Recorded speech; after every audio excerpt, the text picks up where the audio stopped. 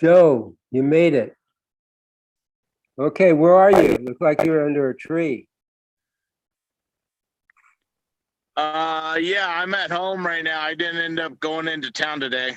And so if it cuts out, it's probably my Wi-Fi. But I Okay, think we'll be okay for at this time. It's sometimes pretty good. let's try it, see if it works. Okay, so where do you live? Where are you at? Are you self-sufficient? You have your own gig there? Yes, I am currently in Kennedy Meadows in the Southern Sierra Mountains Oh, you live there. in California. You live Yes, there. I live Okay. there. Wow. Okay. A population of like 53 or 12 people or what? Well, it depends on what time of the year. Usually, in the winter, I'd say there's 40 people in the entire valley in the winter. Summer, who knows, couple hundred people. Yeah, they keep coming through. There's still the pack is coming through, the hikers. No, they actually were. It's been about 2 or 3 weeks since the herd went through, but there's a couple stragglers here and there. Okay, they're going to be late getting into Washington then, sounds like. Yeah. Yeah, anybody that's at this time is either really fast or they're they're just section hiking, or so it's quiet right now. There's not very many people around. How many this year came through compared to the previous years? How many hikers? This year I didn't really pay attention too much, but every time I did happen to go by the store or over there by Grumpy's, it seemed like there was probably 40, 50 a day. And however, they bunch up a little bit. And even though it was a low snow year, they still bunch up. Right. Well, and have you hiked the PCT yourself? Yes, I have. And what year was that? The first completed through hike that I actually did was in 2005. Oh, wow. Way back there. I had been section hiking. Yeah, I had been section hiking for years before that, but I finally put it together in 2005. Okay, were there as many trail angels then, even then, or did you do it by yourself pretty much? There's a couple. Yeah, there was a couple. And they were real angels though. They wouldn't accept money, and it seems like a lot of what they're calling trail angels these days are out to try to make a buck off of you. They should really be a job. It's a job. And how about water caches during that time, 2005? Any of those?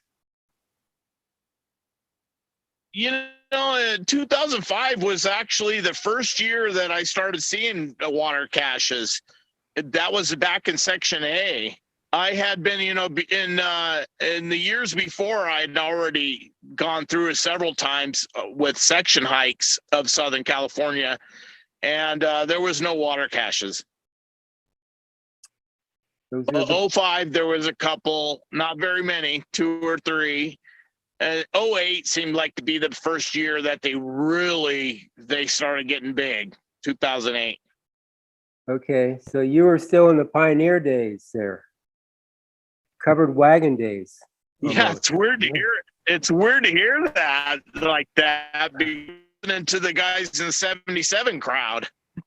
Oh yeah, like Ned Tibbetts and I guess and Monty Tam and Billy Goat. No, Mad Monty. Mad Billy Monty. Goat. Yeah, and Strider and all those guys out of 77. That was a big crowd that year. And so they pretty much they started the kickoff, and it was they were the leaders of all the PCTers back then. I see. What do they call you on the trail? Tattoo Joe. It's because I have tattoos, and back then I think I was probably the only person with a tattoo. Okay. And now it seems like everybody's covered in tattoos on the trail. So I'm looking for a new trail name. Okay. Okay. Well, what else have you done? What other trails have you done? I triple crowned twice. Oh, wow. And Okay. yeah, so I've done the CDT twice and the AT twice. I've done the PCT 3 times. Now I've Wow. done several of the smaller trails. Did the Florida Trail, the Colorado Trail a couple times, and several other small trails. Okay, you're I'm more of I like section hiking still too. You're a legend. You're almost a legend. Almost. Yeah, I wouldn't. It's hiking is such a personal thing. It's hard to put a legend on it because as soon as you become popular or whatever you want to call it, they forget about you the next year. Yeah, like Second Chance. Remember last year? Yes. Remember him? Yeah, yeah. Well, it's like a celebrity, it's a movie star, once you're old and forgotten, and then you're basically forgotten, except somebody like Elvis But yeah, okay, so what I have a bunch of questions here. I'm just curious. You've hiked so much. What have you why do you hike? Let's put it that way. I don't know. I guess I've been hiking all my life. My dad was a avid hiker and outdoorsman, and brought me up in the Sierras when I was just a little guy, 3 years old probably. And I just been hiking ever since. I first found out about the Pacific Crest Trail when I was probably 11 years old, when he brought my Pop Warner football team up, and it just sort of stuck in my head. And then I probably spent about 10 years trying to knock off the whole Pacific Crest Trail in sections, which that never happened. I finally just through hiked it. When was the last time you through hiked it? The Pacific Crest Trail the last time was in 2008. In 2016, I did the Appalachian Trail and the Continental Divide Trail in 1 year. That was the last time I through hiked. Wow. And how did you get the funding for that? You self-employed or what? Well,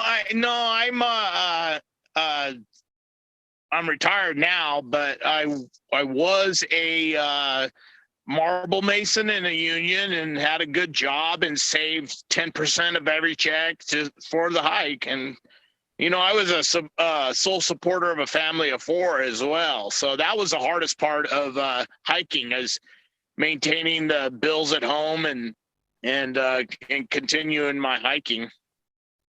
People say, all blisters or, all this grief they have on the trail so hard. And for me, it was missing the family. Mm-hmm. Mm-hmm. You bet. It's a different, you're in the zone out there. It's a lot different. So did you have Yeah, and I've done most of my hikes alone. Okay. I mean, in 2000, the last time you did it, did you have any kind of communications with them in those days? I think 2008 was the first year that I brought a phone, but before that, we used to stand in front of the payphones and wait for our turn to call home. Yeah. We used to pass the number around for those calling cards, because you get like 1,200 minutes, so everybody had the same number and was using the same cards. It was funny, but that's how we used to communicate home. Just you'd walk for 7 or 8 days sometimes, and then finally get to a phone and call home and say, "Hey, I made it." So And it was tough. did you bring up Now your, you can walk with your phone. yeah. Did you get your kids out there too, hiking?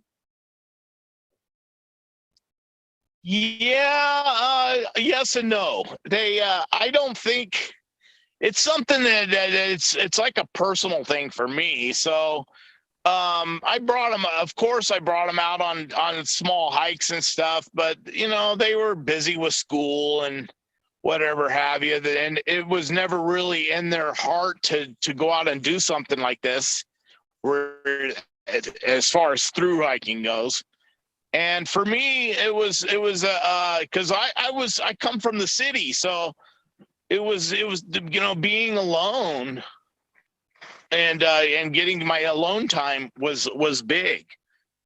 Right, right. So nowadays, are you still with the family, or are you basically retired and just living alone up there? Yeah, right now I'm living by myself up in Kennedy Meadows, and I bought some acreage up here, and I'm getting ready to so I'm setting roots down here, and it's off grid 100%. So it's a lot of work just to keep it going, and just it's peaceful way of living. We're down here in Baja with a nonprofit. We're doing environmental projects, trying to set up self-sufficient communities. So we're along the same lines. We want to help people to be independent, and be okay. You have your own water well. Yeah, today was the first day that. Yeah, I have a well, and I've been spending the last couple of years getting it set up, because I'm also I have an orchard, an apple orchard I'm growing, and today was the first day that I actually ate out of the garden for breakfast. Okay. We don't plant until Memorial Day up here, because we actually had a freeze on June 18th was our last freeze. So it's tough up here. It's last year, the first freeze was in September 29th, and it froze every night. My pipes froze every single night until about May, and it started slowing down. Wow. So 6 months of serious freezing. Wow. Yeah, you wouldn't think it, because we're only at 6,200 feet, but it's a tough way of life up here. Do you get a lot of chemtrails up there, or what? Are they messing with the Everybody's weather? talking about it, but I never see them up here. No? It's what it is I'm only 20 miles from the Whitney range. So everything that's around Whitney's 14,000 feet. And so it drops down and then settles in the valley, the cold air. Okay. So that happens for about 6 months. And then what's weird about it is we're right off the Mojave Desert. So we get the heat in the afternoon, comes up off the floor of the Mojave Desert. And then in the morning, at about 4 in the morning, it drops down from the mountains and settles in this valley. So you got the hot and the cold, and it seems like a daily thing for about during the spring and summer, and then usually in late or early fall, actually, it starts to freezing, and then sometimes like we get 9 degrees, 5 degrees, stuff like that for a couple weeks, and then it usually warms up to 30 degrees, but it's a lot colder than you would think up here. But the apples like that cold, don't they? That cold part of the year?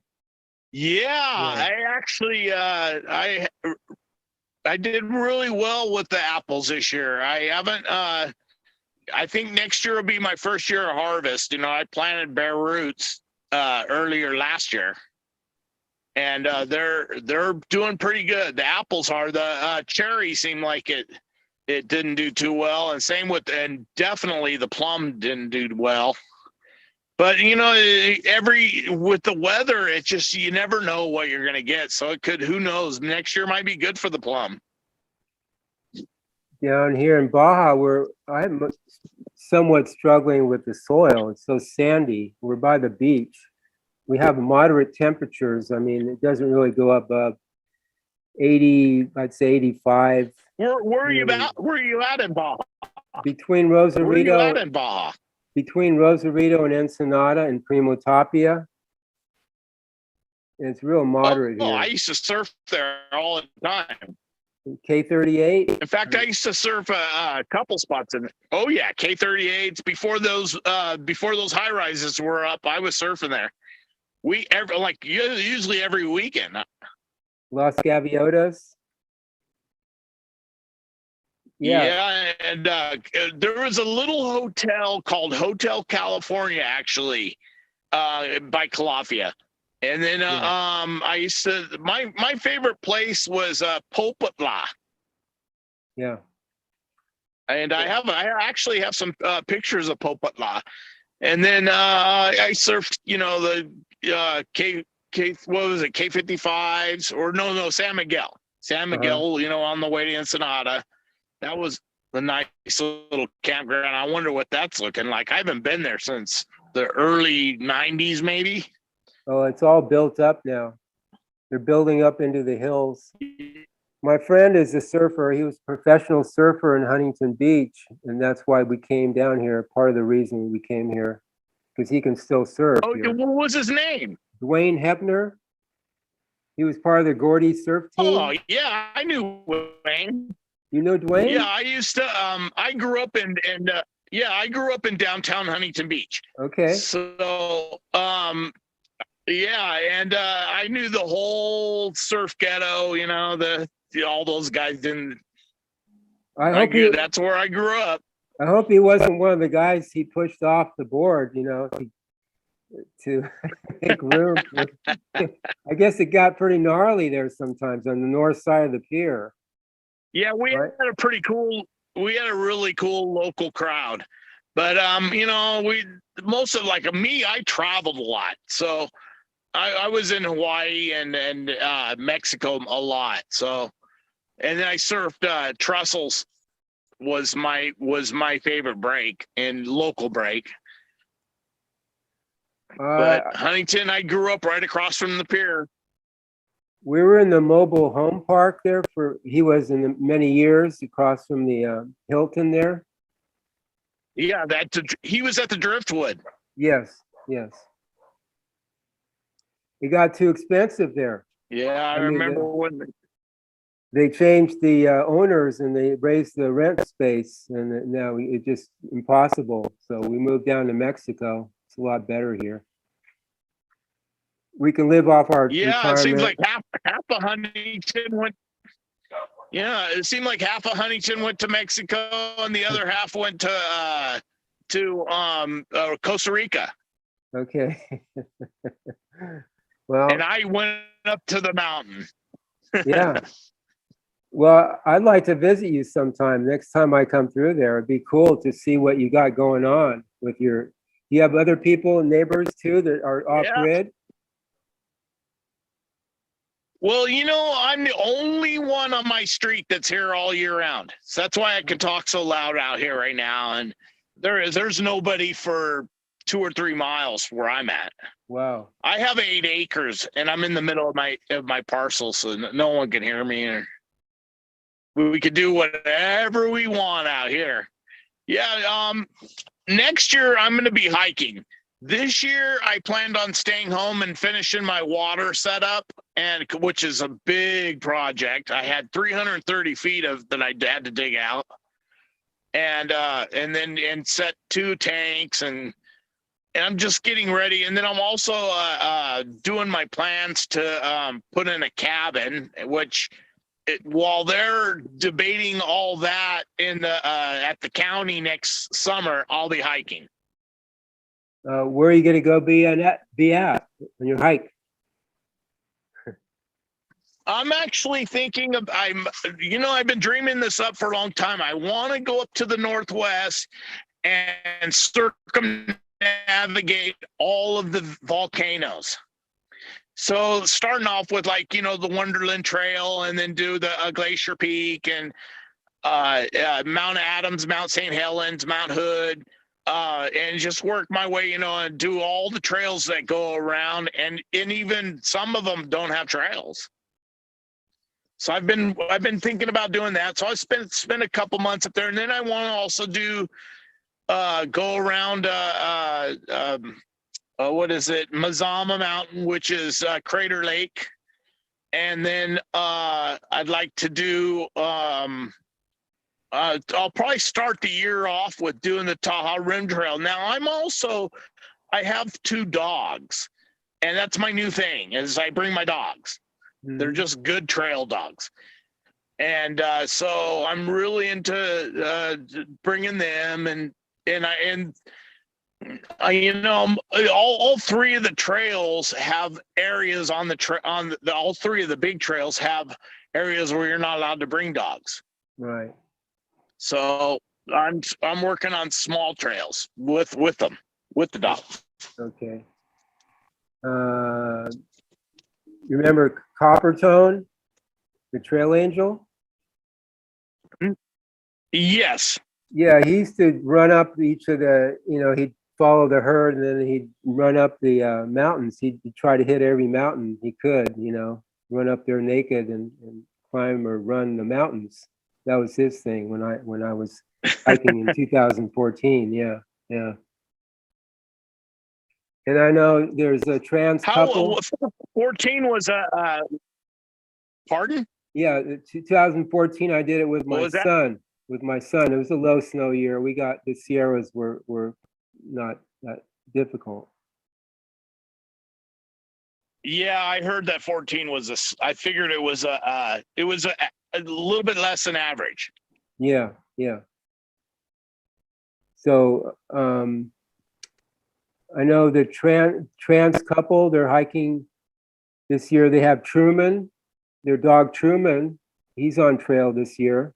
He looks like he's going to make it all the way. For a while there, he was not feeling very, very well. I guess his paws got sore, but he's back on. And then 2014, there's a guy that made it to Bridgeport with his dog, but then he had to bail. So I've never heard of a dog making it all the way, but maybe Truman will. Well, there's been several dogs have made it the whole way, but as far as what they say, now I've been sort of really getting used to it, where I do have the little boots for them for when if they started getting any kind of blisters or cuts and stuff. But I think that my dogs run around in the outside anyways. But there's some areas like in Oregon where you're walking across lava fields for a long time. Yeah, that could be tough on a dog. Yeah. So it's just a matter of being ready for when things start to happen, and paying attention to their feet. What kind of dogs are they? You don't wait till they're healers. They're catalogs. Oh, perfect. Great. And oh yeah, they can go all day in the heat without really drinking a lot of water. My little blue healer doesn't hardly eat that much, but he could carry a decent sized pack. Now I have a puppy female, and I think she's going to be good. I'm right now we're doing just 10 miles a day just to see, I'm trying to get her to, used to the trail and learning trail manners. more than anything. I like having them be very good on the trail where they're not jumping on people when they see them and stuff. But I have seen quite a few dogs go through here with hikers. All right. You probably hear them in the background. They know that I do. I'm talking about them. We had the first equestrian 2014. It was a woman. I think she was riding Midnight. It was the first time one horse made it through the whole trail. I mean, they missed about 500 miles where he couldn't get through, but it was the first time one horse went through. Night Rider they and do? Midnight. Did they go around what'd they do? Go around the snow or something? I'm not sure, but I just heard they missed 500 miles. Other than that, I think it was Midnight and Night Rider. We met them on trail. It was a woman going the whole way with one horse without changing horses. Yeah. I was gonna say if these riders realize that they don't need all that weight and just pack really light, with their 5 or 10 pounds worth of gear for themselves, and then the rest of the weight be for the horse, they could do it. What I have seen over the years is they drag around so much stuff, and that poor horse is carrying 40, 50 pounds of stuff on top of the person. Well, she was assisted, so they didn't have to carry as much. But yeah, and then also, get off and walk a few miles with it. Yeah. Well, you almost have to do that in certain areas, yeah, for the trail. Have you heard of anybody like bringing a llama or a alpaca or anything like that? Any other kind of animal? Cats? Goats. I've seen goats a few times. I have seen llamas as well, but no one has ever done the whole trail with a goat or a llama. Okay. But I think it was in 2007, I think there was a couple that had a goat with them, and they got kicked out in the Sierra. Oh, yeah. And they did, and they went pretty far with that goat. Okay. What, the Rangers kicked them out? Or what? Yeah. Yeah. Yeah, which is sort of, it's their thing. It's what they do. They kick you out for dogs too. And I've even heard of people that had their dogs, or what are they? They're assisted dogs. Oh, yeah. That have been kicked out before. Handicap. Yeah. Guide dogs. Well, you're an interesting guy, Joe. I kind of have to finish here, but let me ask you one more question about what have you become more aware of since you've been doing the lifestyle of hiking and self-sufficiency? What have you become more aware of? The last question, let's say.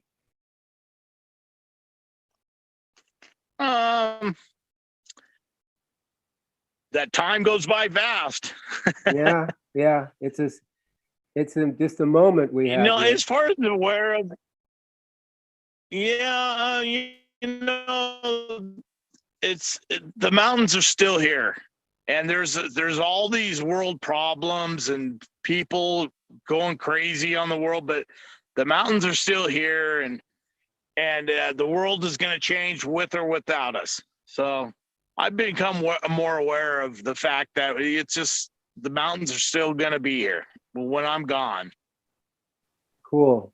Well, you're a neat person, Joe, and you have a neat lifestyle. I hope you the best here. I hope to keep following you. Will you have a blog next time you hike out there? No, I'm actually leaning more. I was from the first generation of hikers that actually, that recorded our hikes and stuff. And I think I was probably the first person to ever document my entire hike while hiking on the Appalachian Trail. And Wow. that was in 2009, no, 2010. And you know, and it just seems like there's so many people doing it that it's not becoming my favorite thing to do. So Mhm. I'm sort of leaning more on, like when I'm on the internet, it's mostly because I'm bored. But when I'm hiking, I'm never bored. Right. You know, Right. I always find I'm always doing something, messing around with something or Yeah. doing something, you know, pushing Yeah. myself, whatever it is. And so documenting the hike while hiking is just not that great anymore. It used to be fun because no one else was doing it, but now Right. everybody's doing it. If you have So no, anything, I doubt I ever blog again. okay. But what you do have, if you could send over any photos, videos, or links, we'll add it to this video.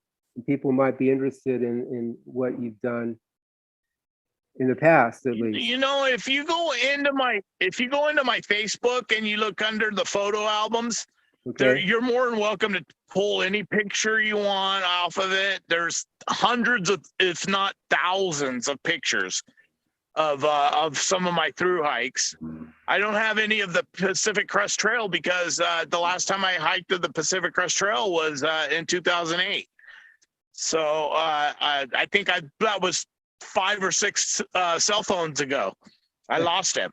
Yeah. But I after that in 2010, I started downloading albums into my Facebook, and Okay. sometimes it's the only reason I stay on Facebook is because of those albums. Cool. Yeah, we'll I'm gonna get. have to pull those. We'll do that. We'll get them off their Facebook page. Wonderful. Joe, thank you for the interview. It's nice knowing you. Good luck with everything. I do hope to follow you, and you're doing great. It's great to know you. Thank you, Joe. Thank you. Yeah, I'll send I you. love Baja. I'm jealous. Yeah, it's less restrictions. The weather is moderate. I mean, okay, we don't go above 85. We don't really get down below 45 at night. You know, it's really moderate here. Got the marine layer here. How's your Spanish? I'm picking it up slowly. Yeah, picking it up. Can't help it. Well, I worked 35 years in the building trades, and my Spanish never did get that good. Good enough to get around, but that's about it. Yeah. And I'll tell Dwayne about you if you. All right. Yeah, and we'll keep in touch. I'll send you the link when we're done. I doubt you remember me. Okay, great. Maybe. Thanks, Joe. Have a nice day. Yeah, thank you. Throughout my through hikes, I've walked on quite a few rails to trail segments. What that is an old converted railroad bed to public use trails. And they're quite interesting. You see lots of artifacts and little memorabilia and stuff like that. This is an old truss, and this was called the Virginia Creeper. They used to haul wood out of here. Hey everyone, here's the Kennebec River, and the water is coming up. You can barely see the islands, but I made it across. Forded it, swam it, fell in it, and this kind gentleman right here watched me. 50 bucks I saved. I think I'll eat that tonight. Woohoo!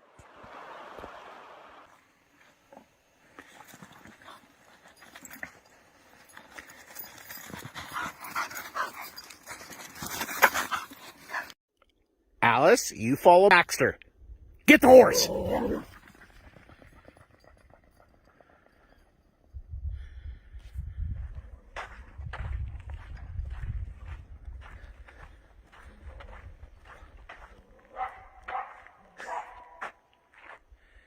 That's all right. You're learning. You're a good girl. You're learning.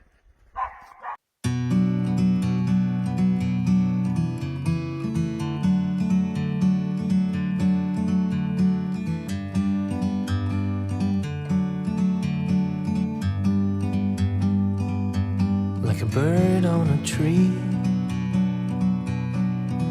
I'm just sitting here. I got time, it's clear to see. From up here, the world seems small.